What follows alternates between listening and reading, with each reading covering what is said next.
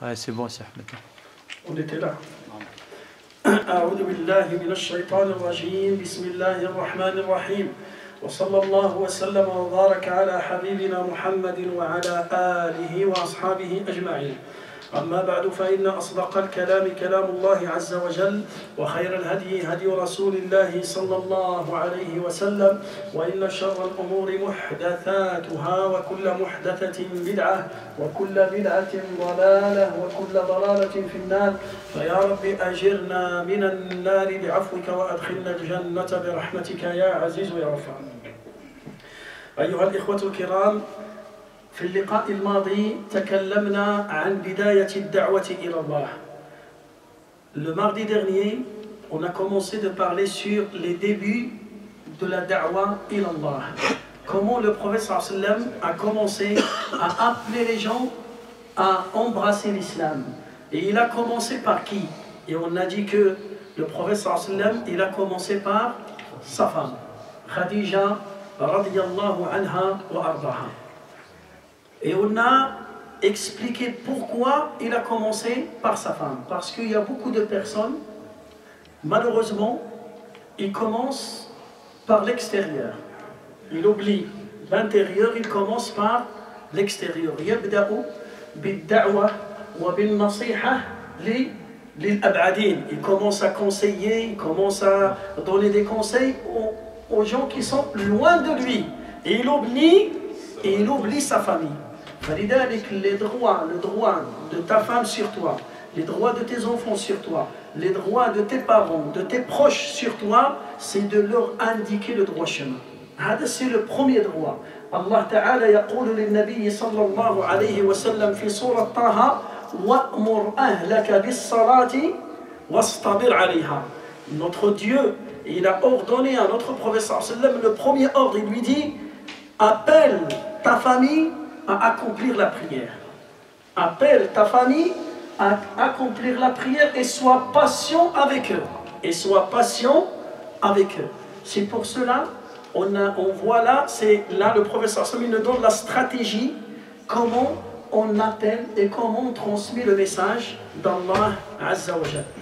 Alhamdulillah, Al-Nabi alayhi salatu wa salam, quand il a proposé l'islam à sa femme, est-ce que sa femme a refusé? Sa femme, il a accepté. Alors là, la femme de Nabi sallallahu alayhi wa sallam, Khadija, il a eu l'honneur d'être la première personne qui a embrassé l'islam. Maintenant, si quelqu'un vous pose une question, la première personne qui a embrassé l'islam, c'est qui? C'est Khadija radiyallahu anha. C'est une femme. Et le prophète, c'est un homme. Regardez l'égalité entre l'homme et la femme. Le prophète sallallahu alayhi wa sallam, il a choisi un homme comme prophète, mais il a choisi son premier soutien, c'est qui? C'est une femme. Là, pour vous montrer la beauté de cette religion et la justice de cette religion. Parce qu'il y a beaucoup de personnes qui critiquent cette religion et ils vont critiquer dans quoi? Et tu vas te dire non, dans l'héritage, l'homme, il prend deux parts et la femme, il prend une part. Et ça, c'est faux.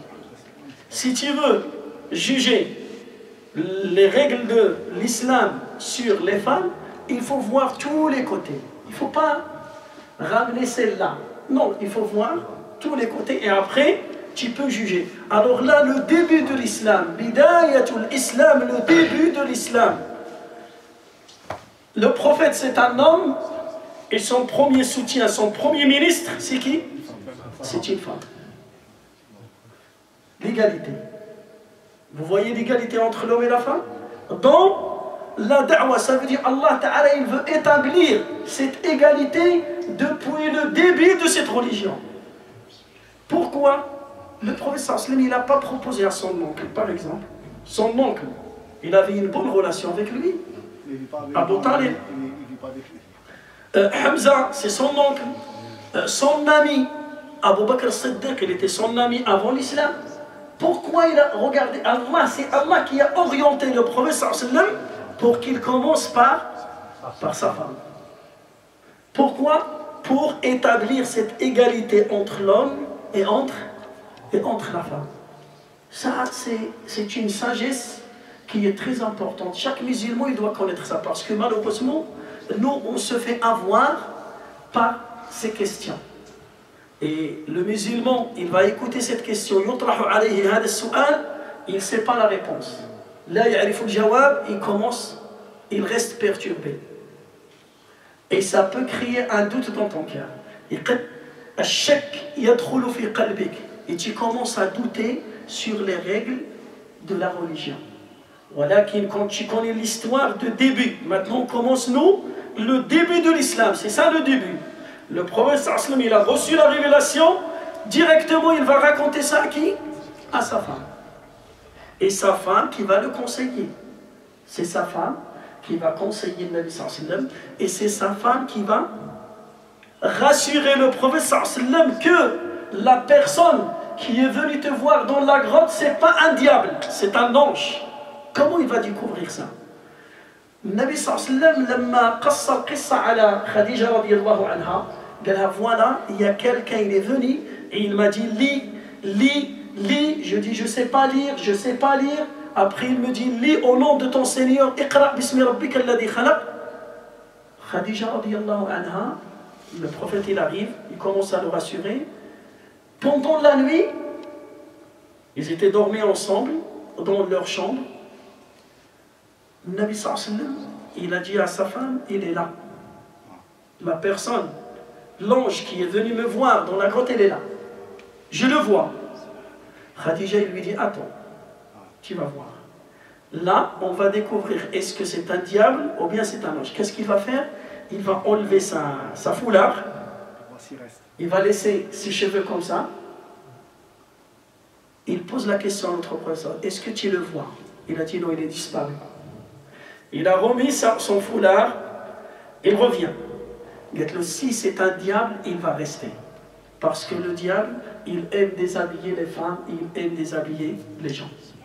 Et un ange, il a la pudeur, il transmet le bien, il propage le bien, alors c'est un ange, c'est pas. Regardez, l'idée, ça vient de quelle personne? D'une femme.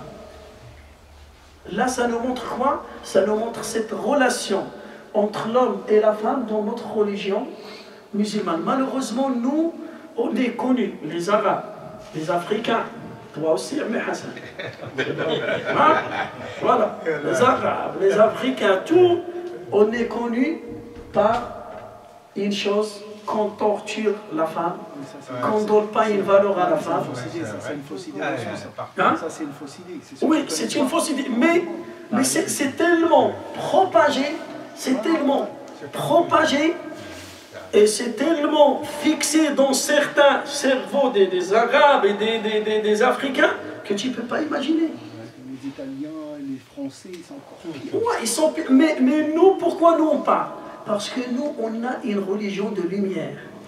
Nous, normalement, c'est une honte que quelqu'un dit, ou bien une femme dépose plainte contre son mari parce qu'il l'a frappée, ou bien il l'a torturée, ou bien il était violent avec elle. C'est une honte. Une musulmane, il va déposer plainte contre toi parce que tu l'as frappé. Oqsimu billah, c'est une honte. Pourquoi? Parce que la religion, il dit tout à fait le contraire. Din, c'est le contraire.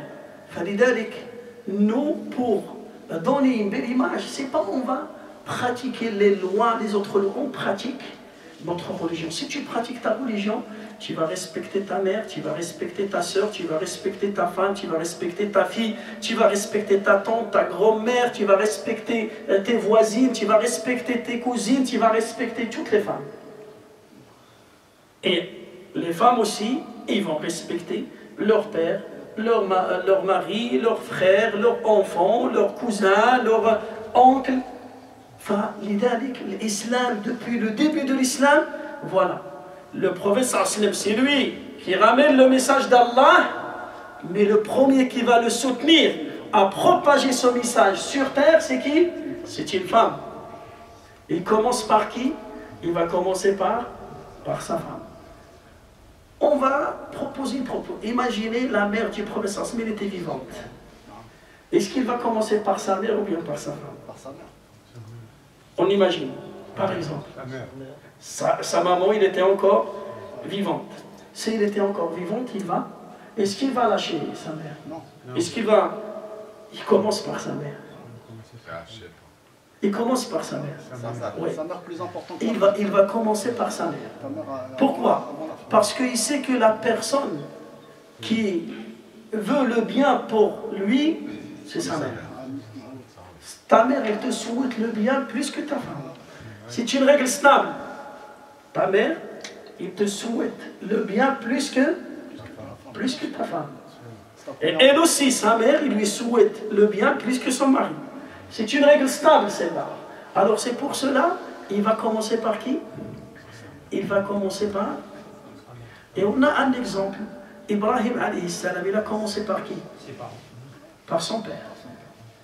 Toujours vous écoutez dans l'histoire de Ibrahim, وَإِذْ قَالَ إِبْرَاهِيمُ لِأَبِيهِ وَقَوْمِهِ. Toujours, il a commencé par son père et après son peuple. لِأَبِيهِ وَقَوْمِهِ. Dans tous les versets. وَإِذْ قَالَ إِبْرَاهِيمُ لِأَبِيهِ وَقَوْمِهِ. Toujours, il y a le papa qui est le premier qui est concerné. فلذلك, là, le musulman, il doit réfléchir. Tu as une maman qui ne sait pas maintenant, qui ne sait pas prier. Il ne sait pas lire sur le Fatiha. Il vient avec toi. Tu ne peux pas lui consacrer un peu de temps pour lui apprendre sur le Fatiha. Tu vas te fatiguer. Tu vas rester un an avec elle pour qu'il maîtrise sur le Fatiha. Est-ce qu'il va la maîtriser ou pas? Pendant un an. Inch'Allah. Pendant un an. 2 ans.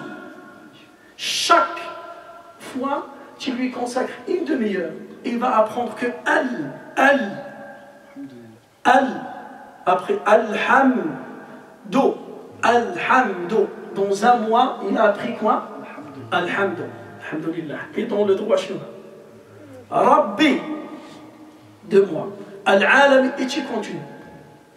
Au bout d'un an, tu as bien enseigné à ta mère Surat Fatiha. Là, on parle d'une maman qui est vraiment qui sait rien. Avec ta mère, tu vas répéter parce que le Coran, tu l'apprends par lui. Même il ne sait pas lire, il va répéter. Il écoute, il répète, il écoute. Au bout d'un mois, il va mémoriser sur le Fatiha. Nous, on ne fait pas ces efforts avec nos parents. C'est vrai ou pas? On ne fait pas ça. Malheureusement. Et ça, c'est une obligation. Maintenant, transmettre le message d'Allah, il est primordial que c'est venir aux besoins de tes parents par argent et par nourriture. Maintenant, la religion, il va servir à tes parents dans ce bas monde et au-delà. La nourriture, il va leur servir pour ici-bas seulement.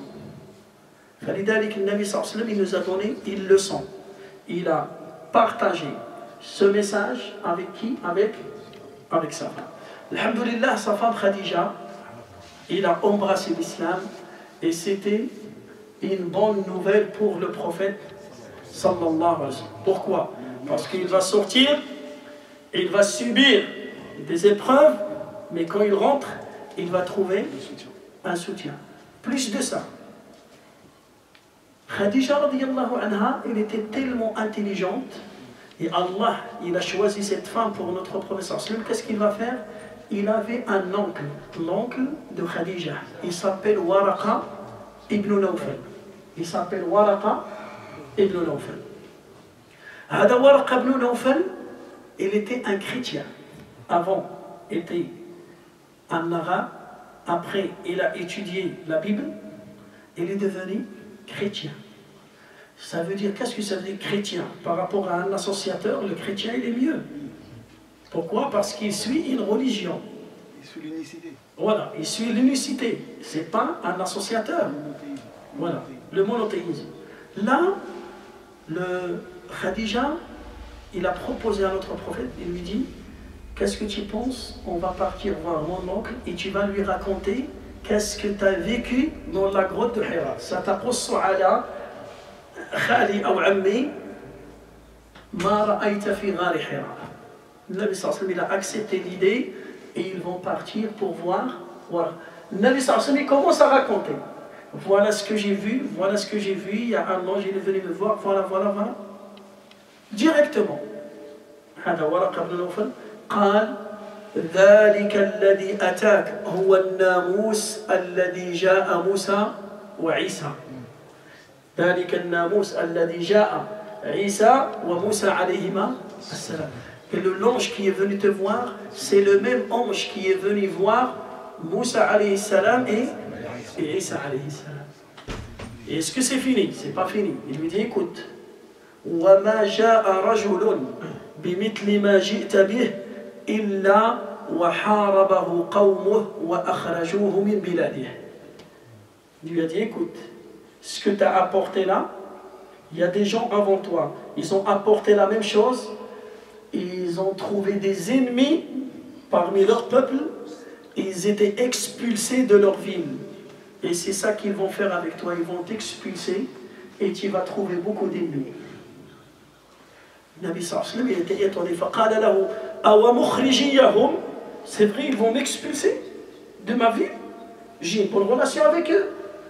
قال يا ليتني كنت فيها جدعا إذ يخرجك قومك. Je souhaite être jeune à cette époque-là pour t'aider, pour te soutenir, pour t'aider, pour te soutenir. Là, Waraqa ibn Nawfal, il a expliqué, il a résumé l'épreuve qui va toucher le prophète alayhi salatu wassalam dans le chemin de Da'wa ilallah. Au début, là ça confirme qu'il avait des informations sur les autres prophètes. Ça confirme qu'il a étudié l'histoire de Moussa avec son peuple. Ça confirme qu'il a étudié l'histoire de Isa avec son peuple. Ça confirme qu'il a étudié l'histoire de Ibrahim avec son peuple. Et qu'il sait aussi qu'il y a un prophète qui va venir. Et il sait qu'il va venir. C'est pour ça qu'il a reconnu que le prophète Mohammed sallallahu alayhi wa sallam, c'est un prophète. Parce qu'il lui a dit, je vais te soutenir, je souhaite être un jeune pour être à tes côtés. Tout ça, ça vient de la tête de Khadija. Toutes ces idées, c'était une préparation pour préparer le prophète alayhi salatu wassalam à commencer à transmettre le message d'Allah Azza wa Jalla. بعد ذلك الحمد لله, maintenant Khadija il s'est converti. Maintenant il y a le prophète sallallahu alayhi wa sallam et l'islam, il est divisé en deux tranches. 50% c'est le prophète sallallahu alayhi wa sallam et 50% c'est Khadija. Deux personnes sur terre qui croient en Allah Azza wa Jal et qui croient à cette religion. Deux. Un homme et une femme. Alors là, ça commence l'islam. La source de l'islam, ça vient de deux personnes. Un homme et une femme. Un couple, le meilleur couple sur terre. Le meilleur couple sur terre, c'est qui? C'est le couple Nabi sallallahu alayhi wa sallam avec... C'est pas le Nabi sallallahu alayhi wa sallam avec Aïcha. C'est le Nabi avec... Parce que quand on pose la question, qui est la femme la plus aimée du prophète sallallahu alayhi wa sallam? Qu'est-ce qu'on dit? Khadija. C'est pas Aïcha. Khadija. C'est la première. Et ça nous confirme ça. Un jour, le Nabi sallallahu alayhi wa sallam, il était dans sa maison avec Aïcha, à midi. فجاءت أخت خديجة. Khadija, il avait une sœur. Il s'appelle Hala. Il s'appelle Hala. Hala, c'est un joli nom. C'est un nom arabe. Hala. Hala, il a toqué la porte. Et la façon comment il a toqué la porte, il ressemble à la façon de Khadija radiyallahu anha. Quand le Nabi sallallahu alayhi wa sallam, il connaît la façon de sa femme, Khadija. Maintenant, Khadija est décédée. Il y a à peu près là, à peu près, on peut dire 10 ans. Presque 10 ans, 9 ans. Là, le Nabi sallallahu alayhi wa sallam, il était assis avec Aïcha dans le lit. Quand il a écouté donc, à la porte, et de cette façon, il a sourié, il se lève, il court vite, il ouvre la porte, il dit Allahumma j'alha ala, ya Rabbi, ça sera la sœur de Khadija, ya Rabbi. Il ouvre, et c'était la sœur de de Khadija, il était tellement content, la manière comment il s'est levé. Alors là, Aïcha, il est là. Il a remarqué comment il était content, comment il était joyeux, comment il était touché. Alors quand il a fini la discussion avec Hala, il est parti, Aïcha s'est énervé. C'est la jalousie là. Là c'est une jalousie naturelle. Hein? Qu'est-ce qu'il va lui dire? Écoutez, là ça confirme. قالت يا رسول الله يا رسول الله ما تفعل بامرأة عجوز حمراء الشدقين. حمراء الشدقين يعني ما عندهاش سنين. Il n'a pas des dents. حمراء الشدقين. قد هلكت في الدهر. قد هلكت. Ça fait 9 ans, il est décédé. أبدلك الله خيرا منها. تقصد نفسها. Qu'est-ce qu'il va lui dire? Lui dit, ya Rasulallah, pourquoi tu penses toujours à une vieille dame qui est décédée, ça fait des années et des années, il n'avait même pas des dents dans sa bouche. Allah, il t'a remboursé mieux que elle. Il parle d'elle-même. Le Nabi sallallahu alayhi wa sallam s'est énervé. فقال لها والله ما أبدلني الله خيرا منها. قال لها je jure au nom d'Allah, par Allah, jamais Allah il m'a donné une femme mieux que Khadija. لقد آمنت بي إذ كذبني الناس. Elle, il m'a cru quand les gens ils m'ont traité de menteur. وأعطتني مالها لما حرمني الناس. Il m'a donné son argent quand les gens ils ont refusé de m'en donner. Et il m'a accueilli chez elle quand les gens ils m'ont viré de chez eux. Et